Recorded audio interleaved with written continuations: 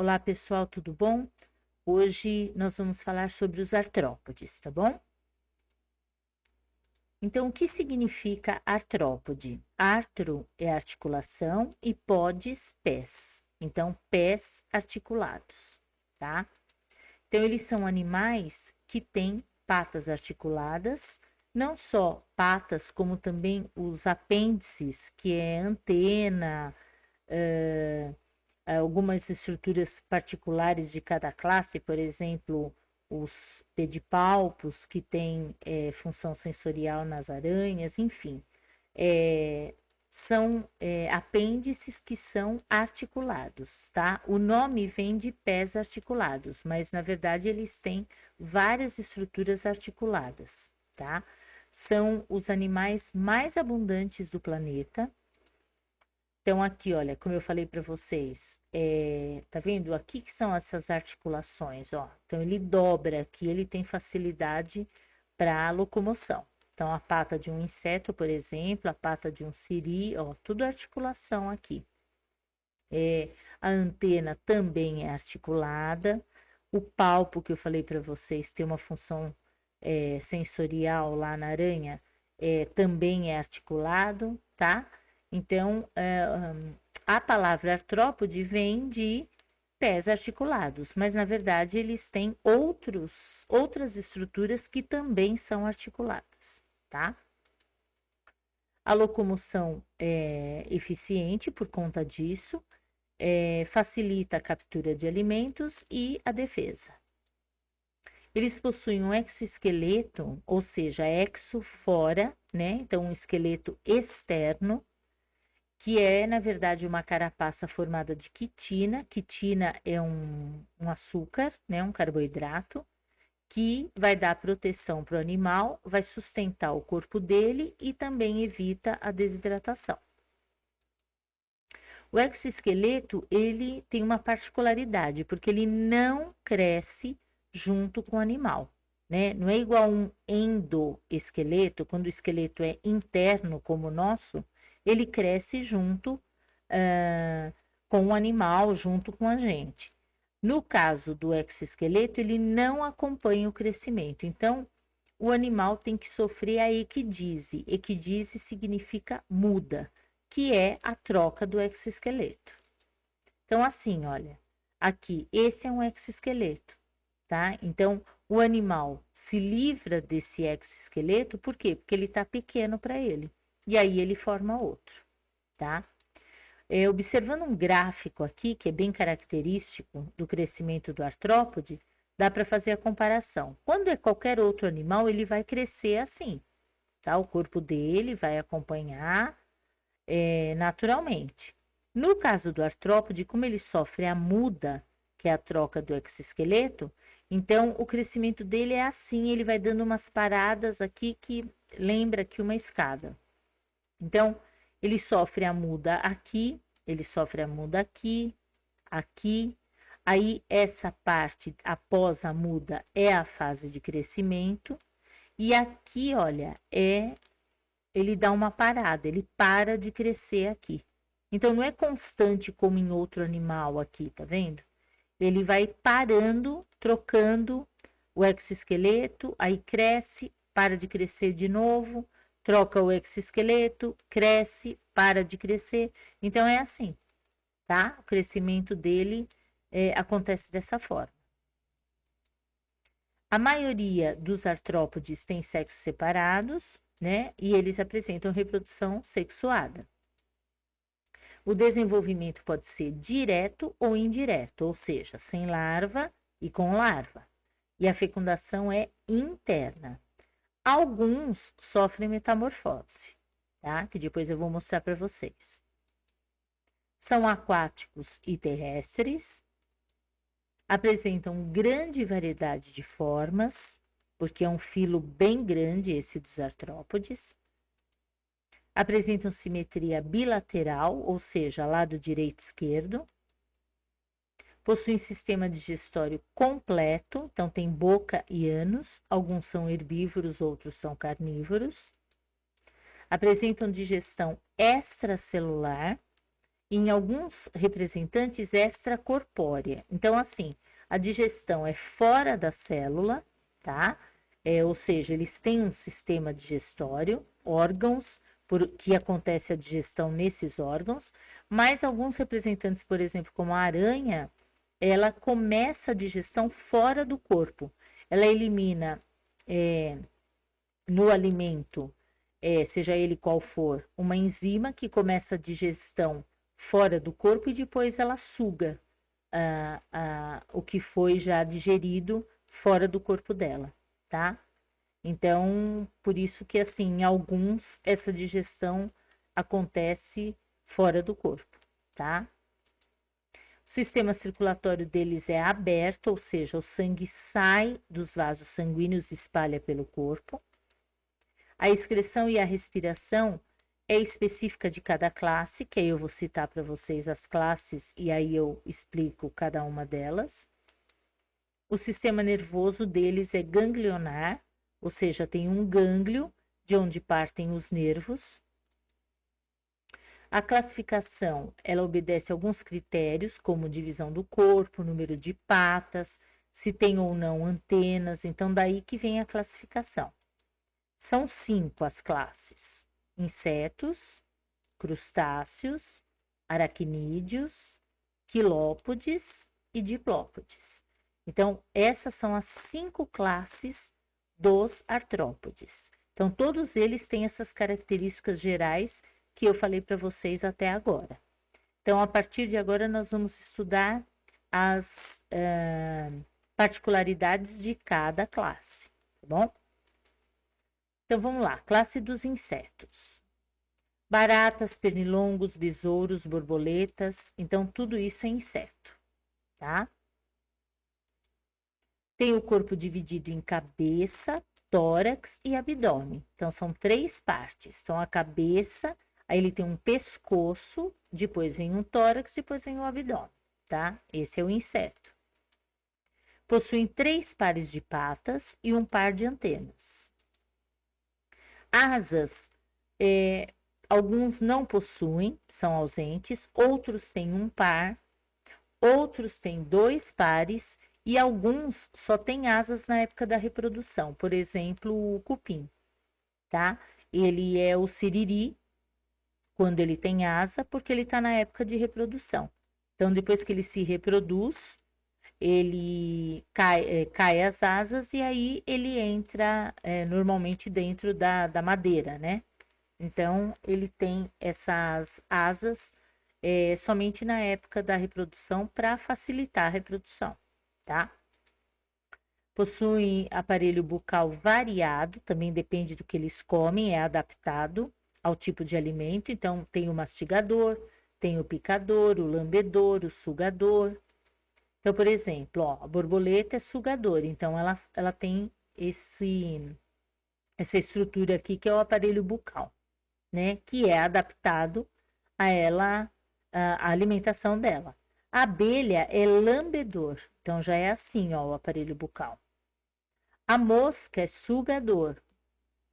O pernilongo é picador. O gafanhoto é mastigador, tá? Que ele tem essa estrutura aqui, que é onde ele estraga as folhas, por exemplo, porque ele mastiga, tá? Então, são particularidades de adaptações em relação ao tipo de alimento de cada um, tá? Apresentam óleos compostos e alguns também, além dos óleos compostos, alguns também apresentam ocelos. Lembra que ocelos é uma estrutura que é sensível à luz, né? Como vocês estudaram lá nas planárias. Então, assim, esses são óleos compostos. Então, cada estrutura dessa aqui, olha, é isso aqui, certo? Então, cada pedacinho desse é o que está mostrando aqui, que dá para perceber nesse olho. Então, em cada estrutura, ele tem uma córnea, um cone, que isso é a lente, tá? Que é o que acontece com a gente também, os mesmos nomes, tá? Então, uma pelinha aqui na frente, né, do olho. E aí vem aqui o cristalino, que seria a lente. Esse rabdoma aqui é uma célula. fotorreceptor aqui, que é para captar a luz, e aí leva aqui nos axônios, que são estruturas que fazem parte dos neurônios, que são as células nervosas, que vão levar até os gânglios, né, no caso deles, que é como se fosse o cérebro deles, para interpretar a visão. Então, é composto por quê? Porque é como se fossem vários olhos aqui, ó. Tá vendo? Cada estruturazinha dessa tem tudo isso, tá? E então, por isso que fala que é um olho composto, né? Ele é como um mosaico, tá? A respiração é traqueal e a excreção é por túbulos de Malpighi. Então, a respiração traqueal é assim. Então, isso é traqueia, ó, tá tudo espalhado aqui. Tem esses sacos aéreos que são estruturas, bolsinhas de ar, e essa traqueia tá espalhada aqui no corpo todo. Aí, ela diretamente leva, aqui tá a traqueia, ela diretamente leva, se ramifica e leva o oxigênio para o músculo, por exemplo, tá? Vai levar para qualquer parte do corpo. Então, por exemplo, o ar tá passando aqui, aí se ramifica, leva para o músculo diretamente. Então, não precisa do sangue para levar o oxigênio. Isso é uma particularidade do inseto. Então, a traqueia já leva diretamente o oxigênio. Então, esse oxigênio não vai para o sangue que leva, tá? Aqui no inseto é diferente.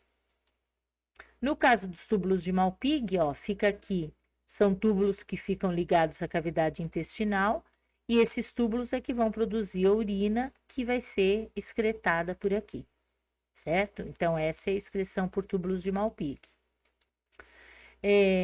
Quanto ao desenvolvimento, eles apresentam 3 classificações: ametábolos, hemimetábolos e holometábolos.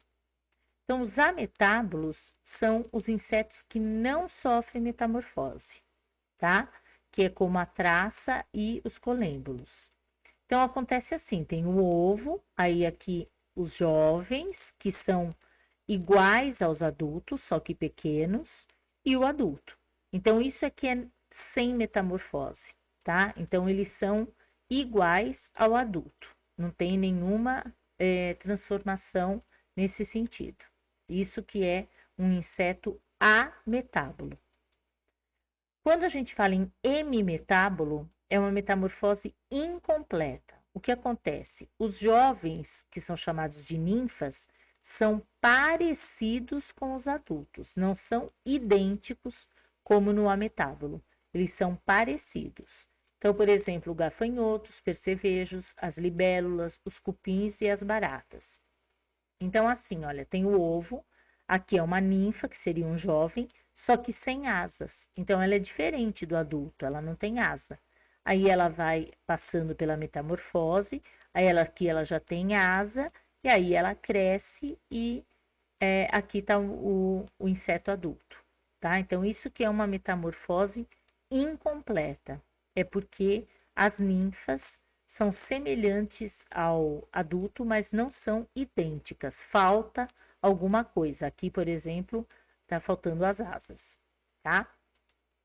No caso dos holometábolos, é quando a metamorfose é completa. Então, os jovens, eles são totalmente diferentes dos adultos. São larvas que vão se transformar em pupas. Então, a pupa é que caracteriza o holometábolo, que são os casulinhos, também chamados de crisálidas, de onde sai o inseto adulto. Então, borboleta, bicho da seda, mosca, abelha, besouro, tá?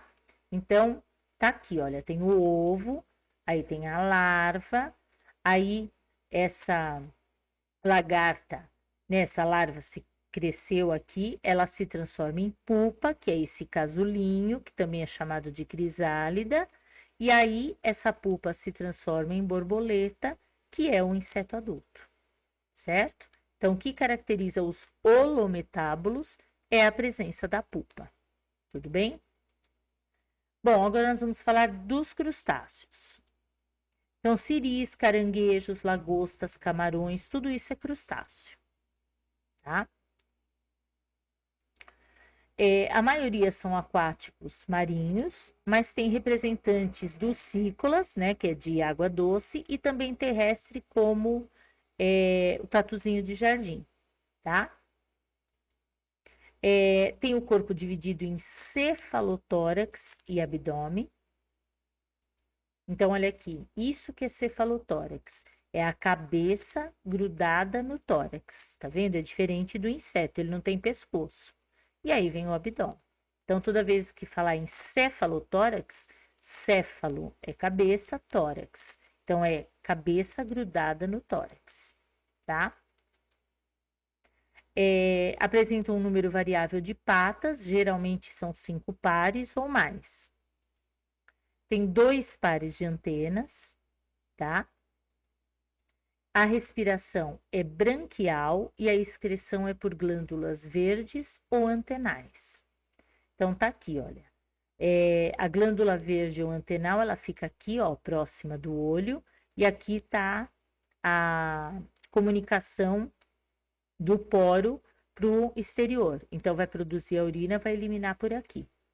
No caso das brânquias, olha, fica aqui nessa parte, né? E aqui que acontece a respiração dos crustáceos. Então, é uma respiração branquial, porque eles estão na água, né? Apresentam olhos compostos e pedunculados. Lá no inseto, nós falamos olhos compostos e ocelos, em alguns insetos. Aqui, todos os crustáceos têm olhos compostos e eles são pedunculados. Ou seja, eles têm uma estrutura aqui e o olho fica na ponta, tá? Então, ele tem uma estrutura que sustenta esse olho, que fica na ponta dessa estrutura. Então, isso que significa pedunculado. E os olhos são compostos, né? Como eu falei para vocês lá no inseto, que tem todas aquelas estruturas aqui ligadas no mesmo olho, tá? Possuem exoesqueleto formado de cálcio, além da quitina. A quitina é aquele açúcar que eu falei para vocês que todos os artrópodes têm. Mas no caso do crustáceo, além da quitina, eles têm cálcio, que aí faz com que esse exoesqueleto tenha uma resistência maior. E por quê? Porque bate, eles estão na água, então bate nas pedras, então eles têm que ter um exoesqueleto de uma estrutura mais rígida, tá? Então, por isso que só os crustáceos têm, além da quitina, o cálcio. Agora, os aracnídeos. São aranhas, escorpiões, carrapatos, ácaros, tá? Então, aqui, olha, tudo é aracnídeo.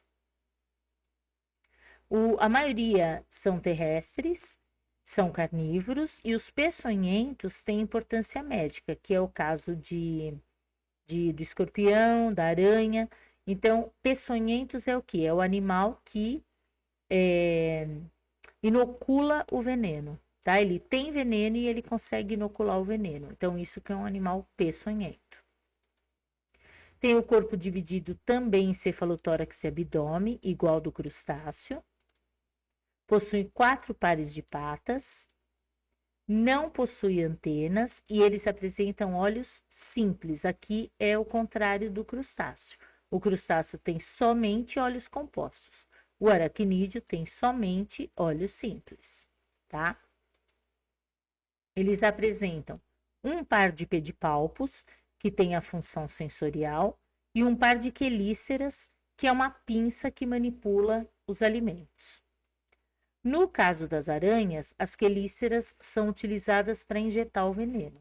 Já nos escorpiões, o veneno é injetado pelo aguilhão que fica na ponta da cauda. Então, aqui, olha, aqui são as quelíceras, no caso da aranha é por aqui que ela injeta o veneno, e aqui é o pedipalpo, que tem função sensorial, tá? É como se fosse um tato. Aqui, olha, os pedipalpos do escorpião, aqui as quelíceras, mas para ele não é por aqui que ele injeta o veneno, e sim por aqui, ó. Essa partezinha aqui é chamada de aguilhão, que é por onde ele injeta o veneno, tá? Algumas aranhas apresentam glândulas fiandeiras, que são as glândulas que produzem teia.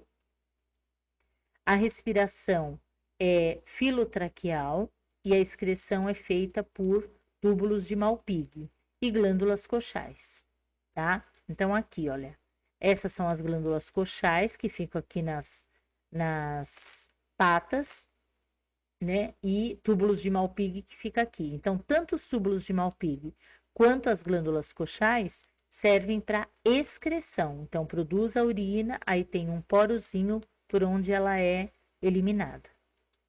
No caso da respiração, ela é filotraqueal. Então, é um pulmão, na verdade, um pulmão bem simples, lógico, chamado pulmão livre, porque ele tem essas estruturas que é como se fossem as páginas de um livro, tá? Então, por isso que fala é chamado de pulmão livre ou pulmões foliáceos, é a mesma coisa, que é a filotraqueia, certo? Tem vários nomes aí para a mesma estrutura. Então, a respiração do aracnídeo é feita por aqui. Agora nós vamos falar dos quilópodes. São as lacraias ou centopeias. Então, olha, aqui está a lacraia, tá? Repara aqui, olha, nas antenas, né? Ela tem uma estrutura aqui que eu vou mostrar para vocês até num outro slide, que é para injetar o veneno. E observa que em cada segmento tem um par de patas. É isso que caracteriza o nome quilópodes. Tem um par de patas em cada segmento, tá? Então, o corpo é achatado e alongado, dividido em cabeça e tronco. Possui um par de garras no primeiro segmento, que é por onde ela injeta o veneno. Esse par de garras é chamado de forcípulas. É aqui, olha. Tá vendo? Aqui, ó, eu falei que tem as antenas grandes. Essas são as forcípulas, ó. Então, por aqui que ela injeta o veneno, tá? E aí, aqui os segmentos, um par de patas em cada segmento, como eu falei para vocês. Esse veneno, se é um animal pequeno, pode matar. Mas se é, por exemplo, uma pessoa, não. Mas provoca uma dor muito grande e febre alta, tá? Mas não é assim como um veneno de aranha, de escorpião. É nesse sentido que eu tô fazendo a comparação. Então, aqui, como eu já falei para vocês, nos outros segmentos é encontrado um par de patas articuladas em cada segmento. Possui um par de antenas longas, tá?